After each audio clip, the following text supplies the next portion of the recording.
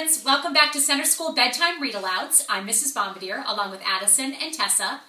And as I'm sure you can probably tell from our comfies, we are getting ready for bed. Today we are going to be reading Skippyjon Jones' Class Action by Judy Schachner. It's one of our favorites. And we are hoping that soon it'll become one of your favorites. We hope you enjoy it.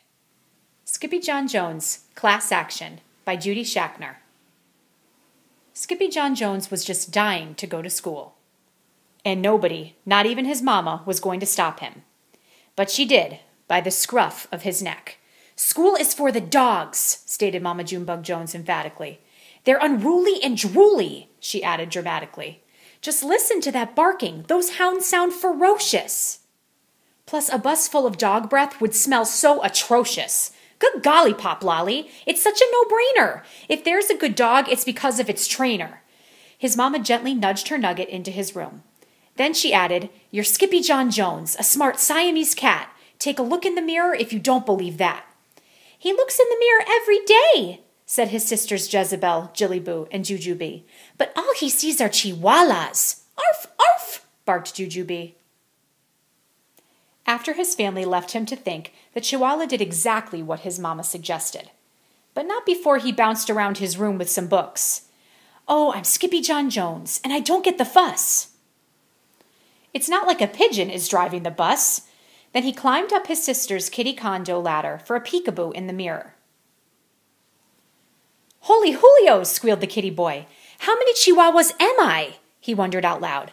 Then he took a deep breath, and using his very best Spanish accent, he answered, "As many as your head can handle, hombre." And quicker than you can say the Cat in the Hat never did that, the kitty boy tossed his mask and his cape and a bright yellow banana into his mochila. Then, as he buttoned up his red plaid shirt, he began to sing in a muy soft voice. "Oh, my name is Capito Fresquito, and I'm off to the school for perritos, 'cause I've got a good hunch that I'm going to have lunch with a grande old bunch of pochitos." Just across the hall, Mama Junebug Jones and the girls were doing a little homework of their own. "Listen here, messy missies," said Mama. "How are you supposed to clean your kitty condo without your ladder?" "Skippyjon has it," said the sisters. "What for?" asked Mama. "So he can see the chihuahua in the mirror."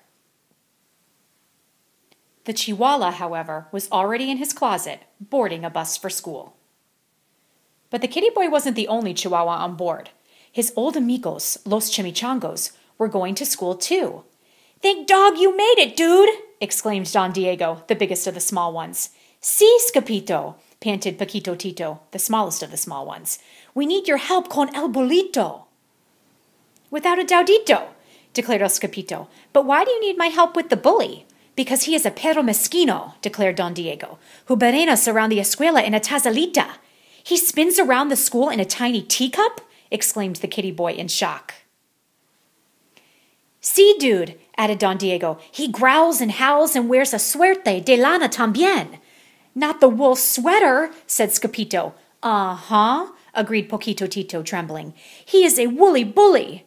There wasn't a dog worth his biscuits who didn't fear the woolly bully, so it wasn't a surprise when a potent puff of panic poofed out of the gatito's tail. And all that puffiness inspired the pochitos to sing. "Oh, puffy, poofu, puffito. We know you can do it, Scapito. Let's unravel his sweater and knit something better. We'll show that old woolly bullito." But there was no turning back now. The doggies had arrived at school. A moment later, the principal, a poodle with very high standards, appeared with a bucket of balls and a whistle. First she blew. And then she threw. "Go fetch!" barked Mrs. Begalot. Then every dog, big and small, chased a ball down the hall and into their classrooms, except for Scapito. He got carried along by the river of rovers and landed in art class, where he drew his best ever double doggy doodle. "I've never seen a pup do that before," said Mrs. Houndler, the art teacher. Then he trotted over to the music room and bayed like a beagle for the canine chorus. "Bow wow," woofed Mr. Muzzletuff. "What a pair of ears!" After music came math, where Skippy stunned Mrs. McDruler with his counting skills. 2, 3, 5, 7, 11. At the bell, the amigos followed their noses into the library. Not even a bowl full of frijoles smelled as delicious as the scent of books waiting to be read. I lick libros, declared El Scapito Fresquito, the great readerito. I like books too, whispered Leonora Lapsitter, the librarian, from behind the bookcase.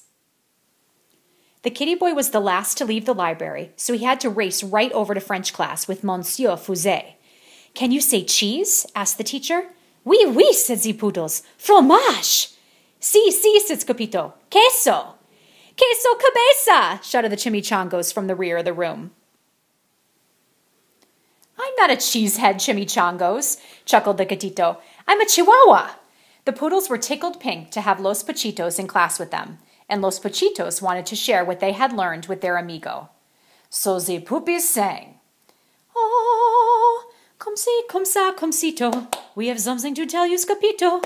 When the poodles say we, they really mean si, so don't look for a red hydrantito.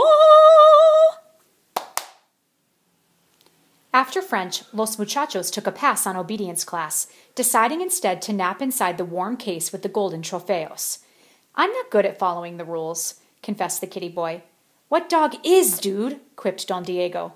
But just then, the gatito heard a gut-girdling growl that shook the entire escuela, perhaps the whole planeta. Holy heartburn, hollered Scapito. Was that my tummy? No, that is the bellow of the woolly bolito, said Poquito Tito, with a shiverito. The gruesome grumble grew louder, and along with it came the rattle and plink of the terrible Tazalita. It was spinning wildly right under his nose, circling like a polka-dotted shark. Andale, declared Don Diego. Get out your duds, dude! But Scapito was too frozen with fear to unpack his mochila, so his amigos did it for him, helping to change their Chico into El Scapito Fresquito, complete with mask, cape, and banana. Why the platano, dude? Asked Pinto Linto. It's my snackito, replied the gatito. Will you share it with me and Tito? Yes, indeedo, agreed Scapito. Then, woof chaka-laka-laka, woof chaka-laka-laka. Every doggy leaped out of the case and latched onto the turbocharged Taza. This caused the cup to spin wildly out of control, some of the chicos just hanging on by a tail. Estoy mareado, cried Scapito. You're not dizzy, dude. You're green, yipped the doggies. The whirling dervish of a dog-filled teacup cut a mean path of destruction past the principal's office and spun straight on into the lunch bunch like a bowling ball. Strikeito! Shouted the Pachitos. And strike it did. Smash, crackle, and pop! The twirling Tazalita crashed right into a table and broke apart, exposing the ferocious Fuzzy for what he really was. A teeny-tiny, itsy-bitsy, wool-wearing teacup chihuahua. Dude, declared Scapito, you're no bigger than a buguito. But the buguito's only reply was a gut-girdling growl greater than the hounds had ever heard before. Is that your tummy? asked Scapito. Sí, replied the bolito. Tengo mucho hambre. I'm hungry too, agreed the gatito. But you can have my platano.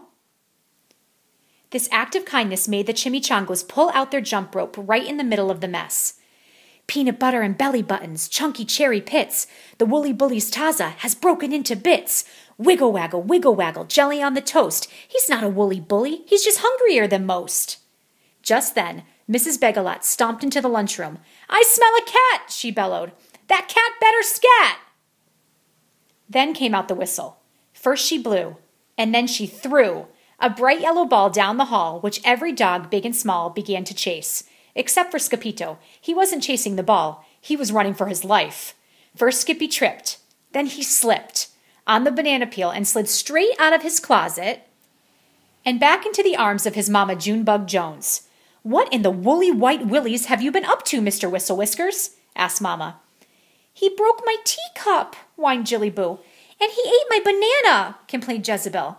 That's 'cause he went to school with the Chihuahuas, explained Jujubee. Later that night, after every Fuzzy fell asleep, the kitty boy was good for one last bounce.